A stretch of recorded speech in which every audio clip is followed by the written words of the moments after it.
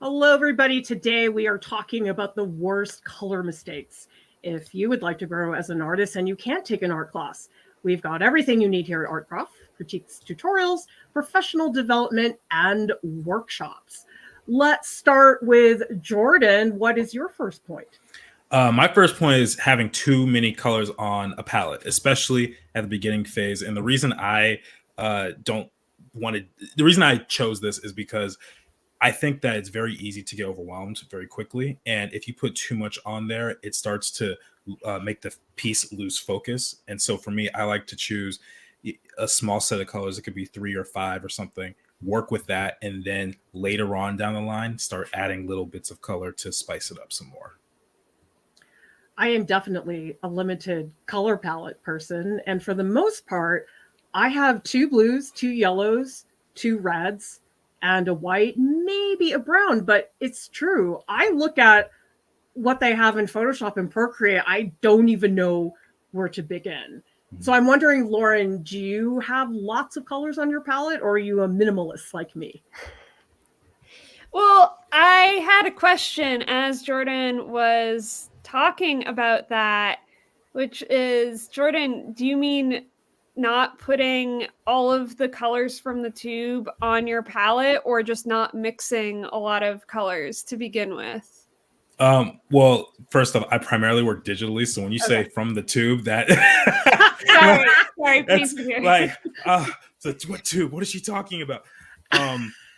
I think, I mean, I'm not saying I can't mix colors, but I think just starting off with a base, like I'll pick maybe 4 or 5 colors just to start with, and just only stick with that palette for a while. And I think especially with digital, it's really important to do that, because with any program like Photoshop or Procreate, you have access to like 16 million colors, and that's too much for any artist to handle. So that's why I recommend like having a little swatch on the side. I'll color pick those, work off of that, and build from there.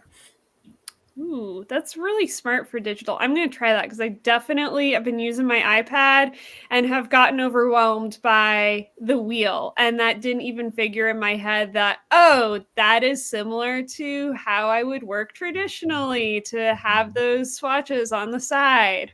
So thank you for connecting that thought. Got you, birthday twin. Tell us in the chat, who here feels they have color issues? That's me. Who here feels like color is intuitive and it flows pretty well for you? Who here just has no idea, which is fine as well, because color is a huge topic. Here's another mistake that I see all the time, is painting the subject only its literal color. We have an example from college. This is a really bad watercolor painting I did when I was in art school. And you can see the grapes are only green. The pear is only pear color. Now, Lauryn, why does this get you in trouble to just rely on grass is green, apple is red?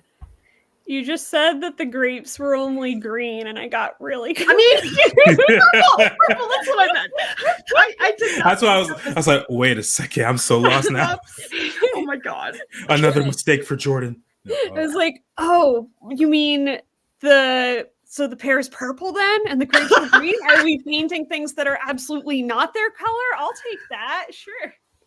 Oh my gosh. Yeah, I think what happens is this thing that feels similar to that idea of have you ever heard of the camera adds 10 pounds or whatever? I wouldn't take that literally. It's more like things do not look what they look like. Things in real life, how you experience them, are not what they look like when you present them. And so in painting or drawing or just creating, you tend to have to exaggerate everything beyond what it just looks like or feels like in person, in order to get that point across of the juiciness of it, I guess, or the emotion intensity of it. This isn't the easiest idea to grasp, because sometimes you will look at grass and go, I only see green. What do you do in that scenario, Jordan? I think with color, the one thing that I recognize is that color is relative. and it really depends on the environment. Like I remember a couple of years ago, there was a specific dress that went viral, and everyone was like, "Is it a white and gold dress or is it a blue and black dress?" And there was this big debate for millions of people about what the color of this dress. And the reason is because of that exact principle: color is relative. So if you're talking about grass, there might be parts of it that actually look more blue. There might be times where it actually looks more orange and yellow. It really depends on the scenario and the scene that you're painting.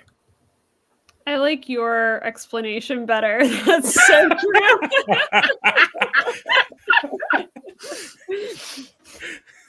Literally minutes ago, JJ Fan entirely botched a color study.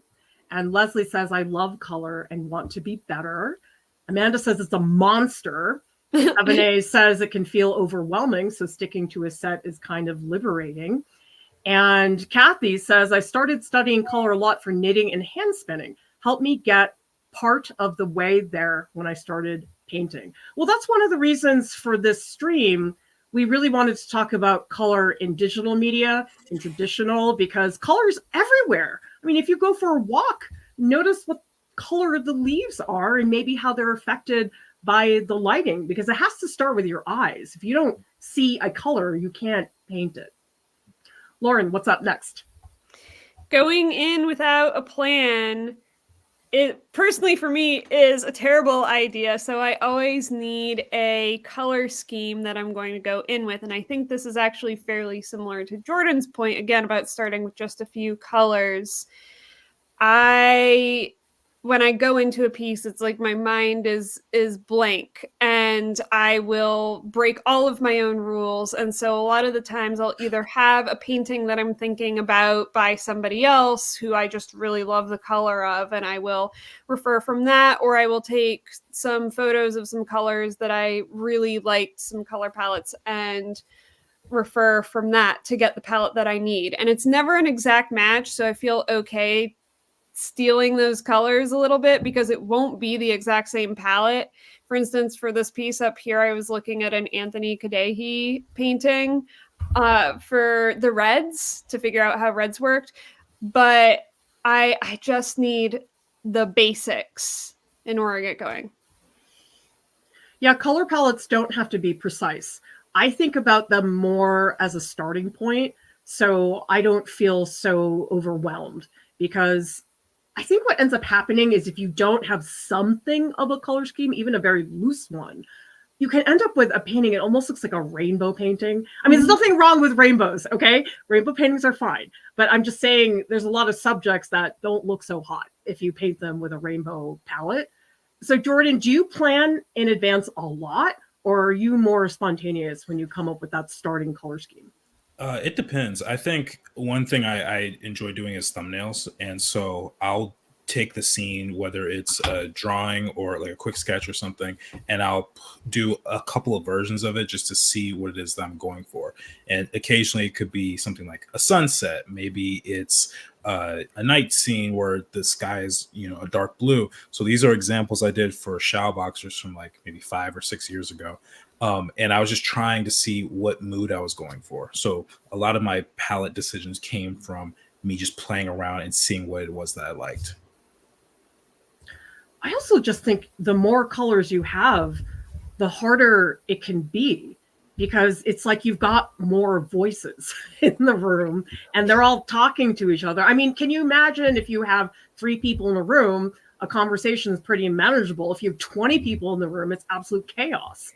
Yeah, that made me think, Clara, as you have been talking about that and too many choices, I was thinking of going into the Gara paint store, which you just posted reels about, and how I love that wall. You saw the wall that's full of all those colors. I love it. And then also I get so depressed because it's so much choice. And I think a lot of people feel that way. They get like the depression of choice. Nancy says, I love color, but color has been so hard for me. I've improved so much by limiting my colors and using only a blue and a yellow and a red. Love, love, love it. And it's freeing. I think it's a great example that everybody learns color differently. I mean, color and me, I actively was like, I'm not going to paint anything in color. And I did that for over 15 years. Yeah. And now I'm starting I don't say I love it yet, but I kind of like it, which is a really big improvement. Here's another one. Isolating colors to one part of the composition. Again, my art school days. You can see I was painting this French horn that my professor had. It was very beat up, and I put it on this blue cloth. And if you look at the painting, all the orange is in the French horn, all the blue is in the cloth. And what I find helpful is when I add a new color to a painting, I don't just put it in one spot. I make sure I distribute that color throughout the composition so it doesn't get stuck in one place. Lauryn, do you do something similar? What? I have an argue. I don't agree. Okay. Bring it on. I was going to say I have the opposite problem where I learned in school the same thing to distribute the color everywhere. But what happens with that is that the painting falls flat, because if you distribute every color a little bit everywhere in the painting, then there's no color hierarchy, and then you lose depth and contrast. So I am working very hard to isolate more while you are working hard to isolate less. All right, Jordan, what's your position? Are you going to break up the fight? I'm right in between you two, right? The deal breaker. I think it depends on what the focus of the piece is. So let's say that the focal point is something that's like a bright red. Let's say this image here. I would probably glaze the rest of the image with the kind of greenish gray, and then the red portions that I want to be really saturated and bright and vibrant, I would leave that alone. So I don't think I would put every color all throughout the piece, but I definitely would put at least one that is the color of the atmosphere. I think that has always worked well for me. By the way, everybody, if you don't know this, we are offering one free session for everybody who is in the Discord for Open Studios Club. This is a hangout where you can work with other people. It's super casual. We have a really fun time in there. And so take advantage of this free session, because you'll get to talk to the staff on voice and a bunch of other people. So if you want to join that giveaway, tag me in general chat in the Discord. All right, Jordan, what about these favorite colors? Yeah, I think it's very common for people to just go like, me personally, I like purple, right? So I'll often find ways to use purple, but it neglects all the other colors in the spectrum. And so I think, especially if you're talking about building a portfolio, using a variety of colors is going to make you stand out more. One of the reasons I love films like Spider-Man Into the Spider-Verse or Prince of Egypt is because they vary up the color palettes. You know, like in Prince of Egypt, they start off with this orange, and then in one scene it's just very blue. In another scene, it's, you know, got this daybreak blue, like light blue color. So it really changes depending on the scene, and that's kind of how I like to approach it. So it doesn't limit me too much as I'm working. Tell us in the chat, what is your favorite color? Guess what mine is. And Lauryn, what is your favorite color? I can see it here. It's not red. Surprise. It's transitioned over the years from orange to yellow. I'm a real yellow obsessor right now. Have a lot of yellow going on. And I make way too many yellow paintings. And I have to really be careful about it because it's automatic at this point. And I'll say in my head, oh, I haven't done this color palette before. Look at this yellow. It's all new. And then it ends up, or I'll start with a totally different color, and then I will be adding in yellow and not even notice it. And then it becomes another yellow painting. This happened with a green painting I was working on 2 months ago. And I was like, why? For me, a lot of it is just falling back into my comfortable habits, that I have certain colors in my head that I'm like, oh, that works all the time. I love mixing Viridian with alizarin crimson, makes a really, really nice black. But then I'm like, I shouldn't just use that all the time. I should try to step outside of that some more. So it's okay to have your favorites, but you have to not default to them all the time, because it does end up making the work more homogeneous.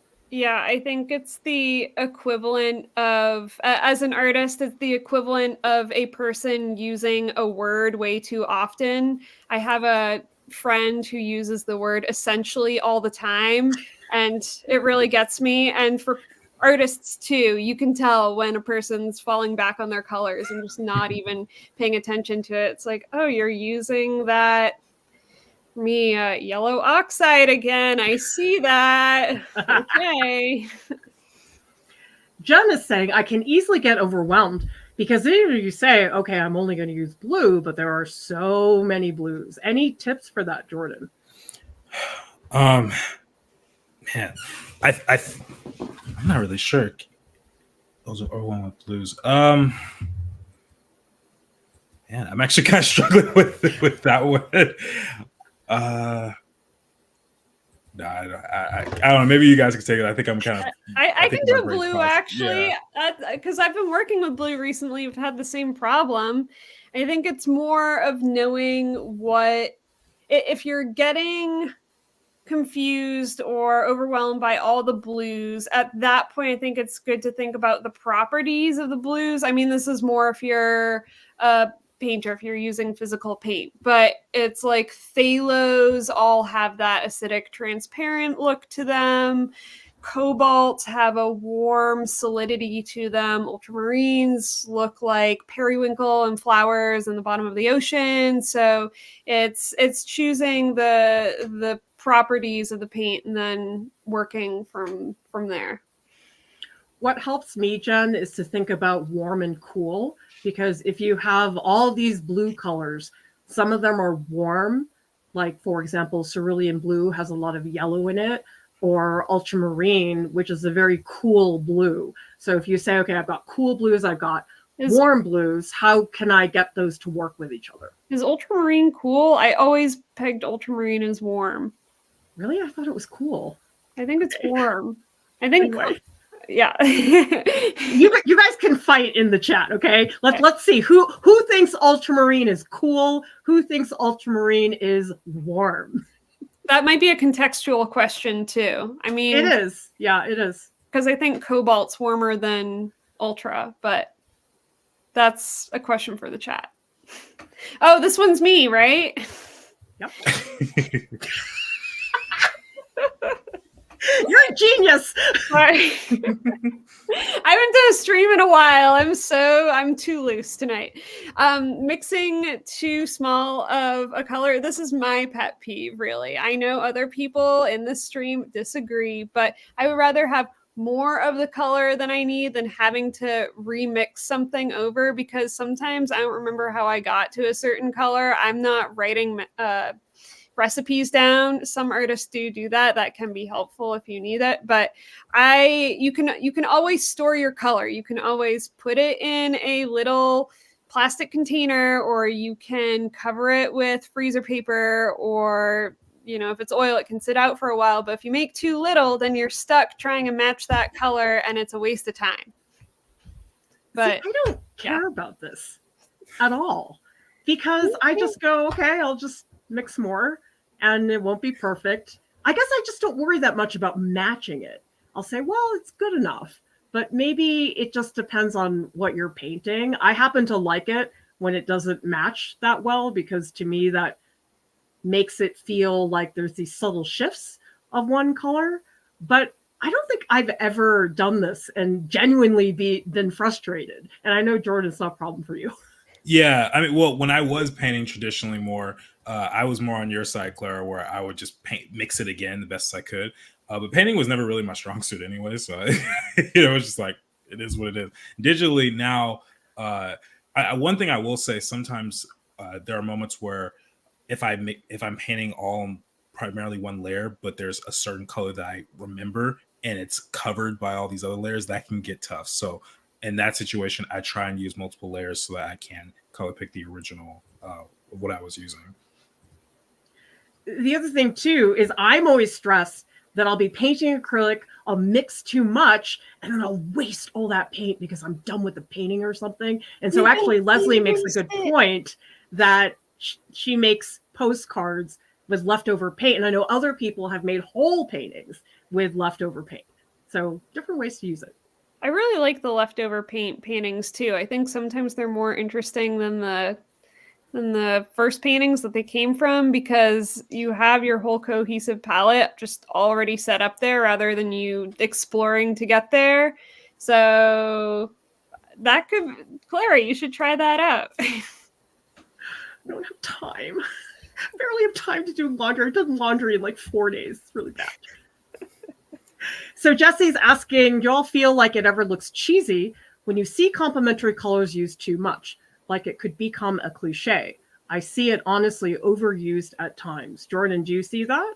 I see it, but the thing is, for me, I think there are two ways to break it up. One is to have the primary colors be complementary, like let's say orange and blue, and then mix in some other colors around so it doesn't read as obvious. The other option is using split complementary. So instead of going directly across the color wheel, go slightly adjacent to that second color on both sides, and that will create a little bit more variety. So, I mean, complementary color schemes, they work, but if you're looking for variety, I think there are ways you could still use that and push it a little bit further.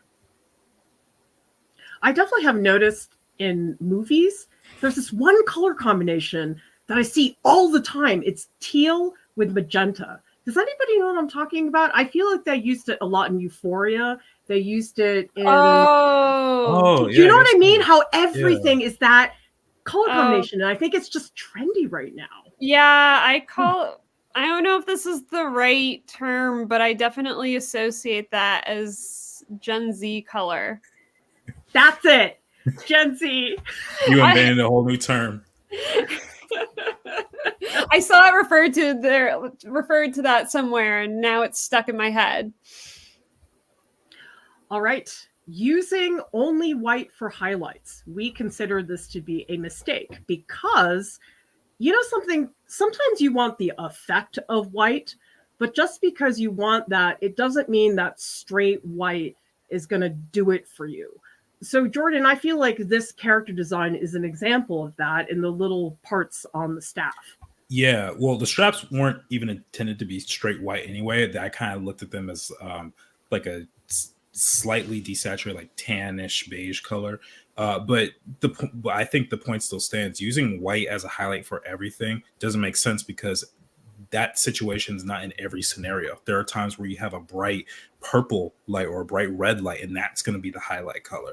So are there times where that happens? Sure. But I think it'd be way more interesting. I think it'll probably even match the painting better if you find a way to change that up a little bit, even if it's just 10%.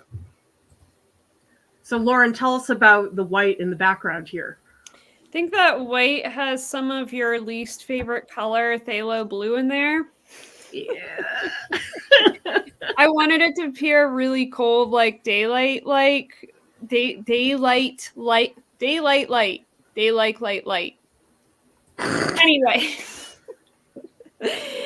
since the painting was very yellow, again, make too many yellow paintings, I couldn't use a yellow light because that's going to appear more dull or not another world. I needed to blue up my light a little bit, and so that was the differentiator here. But there have been times when I've used straight up titanium white in a painting and it doesn't even look like white because of the colors around it. It'll look warm or peachy or something like that because it's just not contextually correct. So you always have to think about that context. And so much of the reason I tint white a certain color is because of the colors around it. So in this case, in the face, around the nose, there's actually quite a bit of orange burnt sienna. And so that's why I did the white with that little teal tint to play off that warm and cool situation. So pretty much everything we're talking about right now has to do with context, because you put down one thing and it affects something else. So now we need to find out about the warm or cool thing. And it sounds like I am in the minority because Corey says all the teachers they have had before. And Jen Googled it. Google says it's warm. Jesse says it's warm. Ooh, Scott. Okay, you agree with me. It's cool. Maria reads cool to me, but it has a warm color bias. Anna says it's warm. And Doug says ultramarine is purpley for cool phthalo blue green shades. That's what I learned. But so this is what I've heard is from other painters. I learned ultra is warm and phthalo is cool in school, but then when I got out of school, those painters said, hey, check out cobalt, that's warmer. So I think that might be where it comes from, that people are saying ultramarine is cool because they use cobalt, which is supposedly warmer. I don't use a lot of cobalt, though. From Lisa, a car painter told me he always added a bit of blue to his white. His customers saw the mix as whiter than straight white from the can. See, that's amazing that you can have that kind of effect, because you think white is going to work because you're like, it's white, but actually it's white within a context of whatever colors are nearby. All right, Jordan, we had a little staff fight over this one about value and color. And what was it that you initially said to me that I was like, nah? I wrote something like value is more important than color. And so the reason I say that is because I think when it comes to value, especially when you're doing something like character design, you want things to be able to stand out. You want things to go back and come forward in space. And usually when I'm critiquing students and they color the character, it's usually not so much a color issue that they're having. It's usually the values, like everything's just popping out at once. So that's why I say that. And the colors they use, I'm sure we've all like done drawings as like 5 or 6 year olds, and we all use like we color the grass a certain color, the sky a certain color, the trees a certain color, and that's exactly what they do. And they put it on the character and expect it to work without consideration of value. So that's why I say that.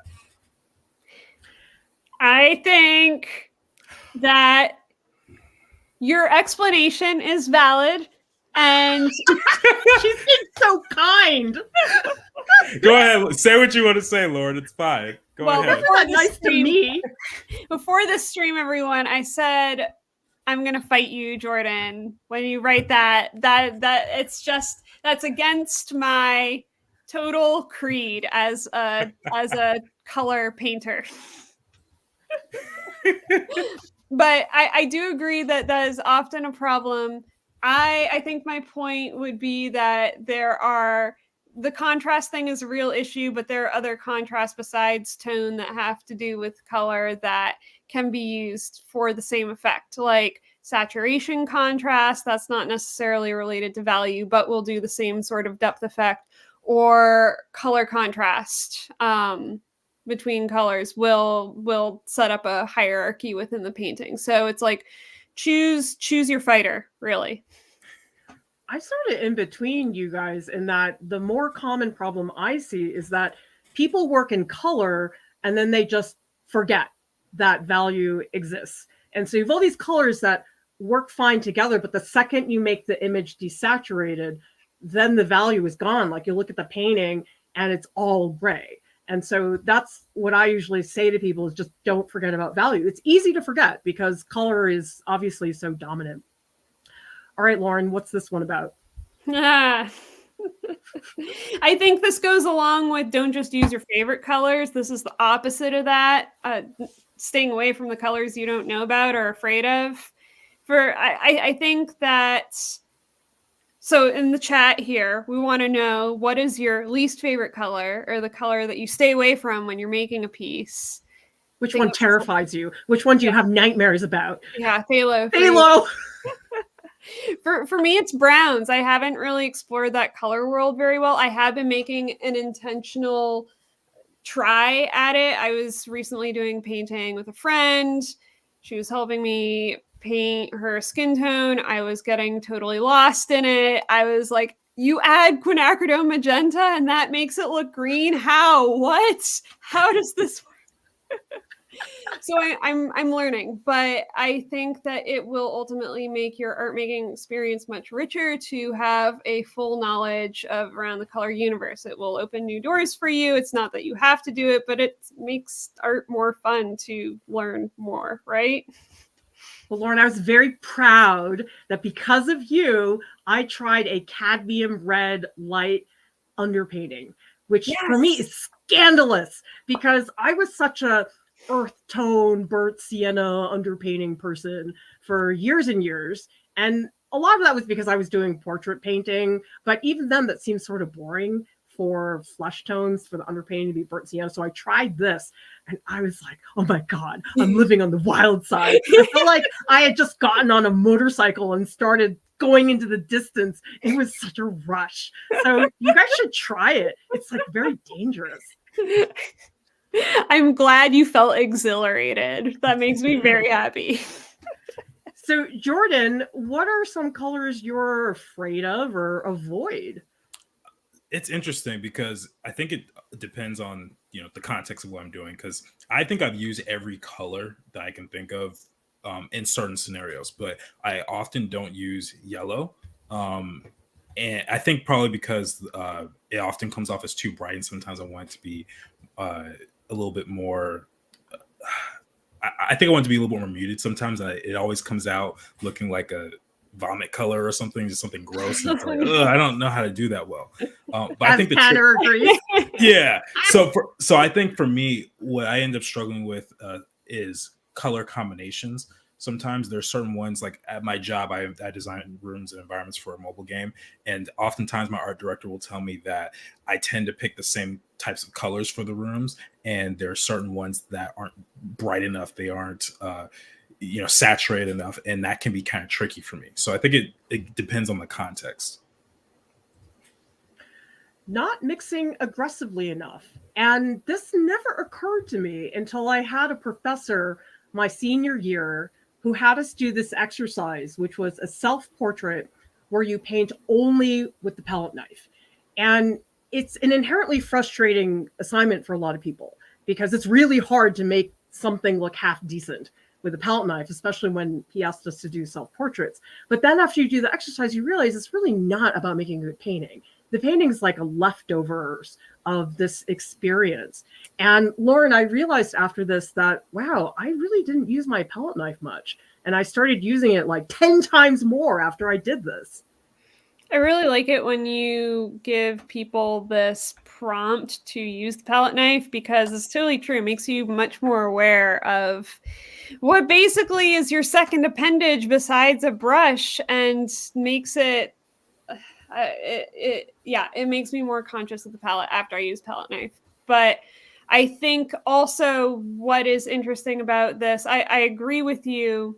And that's why I have moved towards doing more oil or putting oil on top of my acrylics, because with the acrylics, I use those little cups and the paint, since they're pre-mixed, they never touch each other except on the canvas, and then they dry pretty quickly. So there's not a whole lot of mixing or discovery there. I think with mixing, you come up with a lot of discovery. You find a lot of new contexts and new colors on the way to what you want, what you need for the painting. So with oil, you get a lot of that mixing and can do some of that, and it makes the painting more exciting and more rich.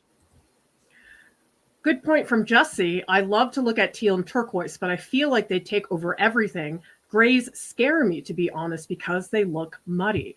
Well, speaking of muddy colors, we're going to talk about how important muted colors are. Yes, they're barfy looking, but they are critical to making color really function at its fullest range. So, Jordan, why do you think people ignore muted colors or are afraid of them? I think one of the reasons could be because, generally speaking, we want to make something look colorful because it's pretty.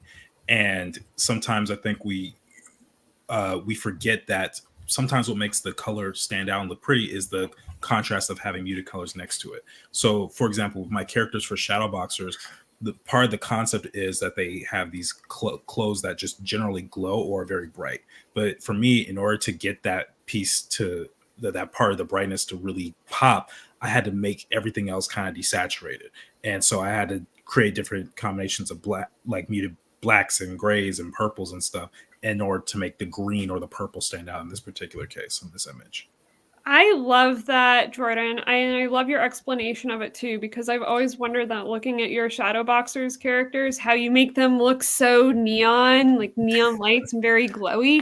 And now that you're talking about it, I totally see it. You're so right. Everything felt so rich beforehand. I never said, oh, Jordan's characters are not colorful or anything, but now I'm realizing how much muted color you have in there. Oh, thank you. Well, the other thing too is the saturation. That bright color is just saturated all the way to 100, and then again, everything else surrounding it is slightly less saturated. Some, skin colors I can play with. I can make that brighter or less. And I don't think we have a picture of Javen on here, my main character. But one thing I did with him, he's primarily wearing blue, and I made his skin tone like a slight orange. So that's like a way I also made it work too. So there's fun ways to play with it. Wow, I've never noticed this. I love this. Muted colors do so much heavy lifting. And if they're doing their job right, they probably are not going to be the main event. I mean, I look at Javen, Jordan, and the very first thing I see is the blue, which really pops, and there's this wonderful glow. And you don't really think about, wow, look at all the muted colors in the pants, because there's a shadow. And so if we don't look at the blue and we just look at the pants, it's actually not that exciting color-wise, but it's there to serve the purpose of boosting that bright blue so the saturation pops. And so that's where we really can't say, oh, I don't want to use them because they'll look muddy, because they're supposed to be muddy. They have a role. Yeah. And something else too, I'll say, when I use characters with glowing colors, I don't put shadow on that part that's really bright. And I think that's another reason why it stands out, because it doesn't have that muddy shadow that everything else has. And so it automatically just separates the two. Yeah. Love this from Kay. I learned from someone that grays are the ones who are doing all the communication between all the colors, saturated or unsaturated.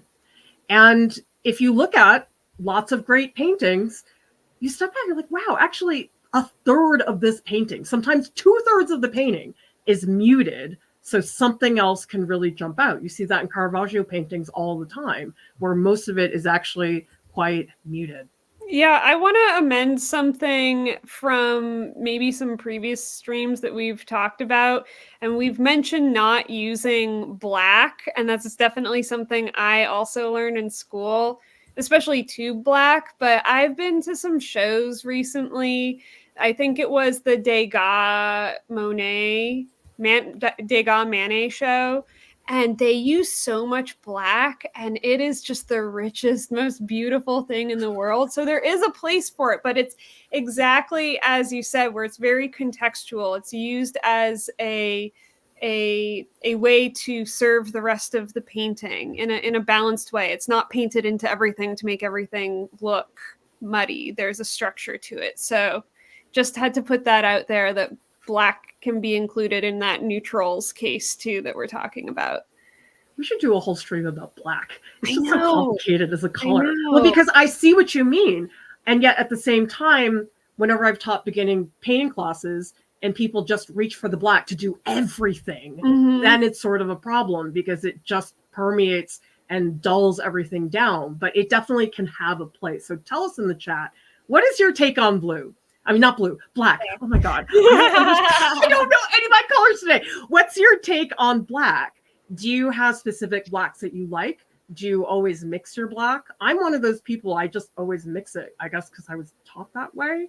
And I guess it just depends on your experience. Maybe I should try using black. Do you use black, Lauryn? I was going to say, I don't use black. I can't think of a painting, at least within the past year, where I have used black, but I want to. I'm just trying to figure out the context that would make it work. So I've been looking at all these masters. Mentioned in my Patreon letter too recently, Whistler is another person I'm looking at. He uses a lot of black, and it's just, how do these artists make these colors feel so alive? My favorite thing about colors is how vibrant and alive they feel, how tied to the world and emotion they feel. And black just doesn't speak that way usually to me, but it works in those paintings. Let's talk about too much paint out of the tube. Jordan, is there a version of this in digital media, or do you think it doesn't make sense at all? I think there are some colors that just inherently look digital, You know, like there's a certain green that people will use and it's just ugly. And you could tell like, oh, this is someone who's never used Photoshop before. So I think there are probably colors like that. But generally, I think that's the closest I could think of. I know I exactly. want to know what that color is now. I don't think I know. It's like a lime green. Oftentimes people use it to paint something like grass.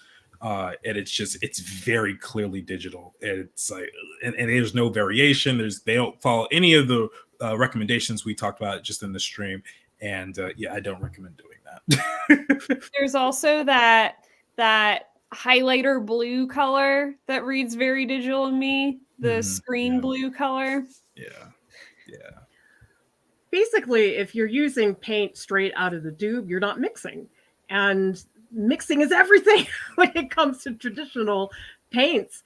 And so this is why I like to encourage beginning painters to say really limit the number of colors on your palette, because the more colors you have, the less likely you're going to mix. And so I had a professor who once said, okay, 3 colors, that's all you guys get for half the semester. And oh man, I mixed. And I had like 5 blues and 6 greens before, and I realized it made me really lazy. Did you go through that, Lauryn? I think, yes. Well, it just made my paintings really bad. Made me have rainbow paintings forever, because I think it's easier to fall into those traps that we talked about earlier, where you use all the saturated colors and then you have no contrast, and that makes it hard for some paintings to feel successful. And mixing allows you to both notice that there are differences between colors and different saturations and tones and all that. And it also gives you that practice of getting to those colors, because the more you mix, the easier it is for you to work outside of your palette. It will break down your limits of those tube colors. We are doing a stage session immediately after this stream. Meet us in the Discord. This is an opportunity for you to talk to us on voice and ask us anything. We do have spaces and some workshops coming up. Oil Pastel is this Saturday. There's still time to register. We also have color palettes. Now you guys have no excuse not to know what we're talking about when we talk about color palettes. And this is going to be sometime in April. We also have drawing hands and feet and an imaginary landscapes workshop. Join our Open Studios Club. And again, there is one free session for everybody in the Discord. Art Prof has services. We have artist calls, personal art curriculum, statement editing, and portfolio critiques. Huge shout out to our amazing top Patreon supporters. And I am going to Southern Graphics Council Conference because we ran a mini fundraiser and you guys came through. And so I am going to that mega printmaking conference at the beginning of April. Thank you all so much for your support, because I am going to shoot so much content that usually people don't get to see. The conference is expensive and it's a very small group of people usually, but I'm going to just throw it all out there for all of you guys. Visit artprof.org for content that's not on YouTube. Use the search bar. ArtProf has a podcast. It's available on Spotify and also on iTunes. And subscribe for more tutorials, critiques, and business tips. Everybody, thank you so much for watching. We'll see you next time. Bye.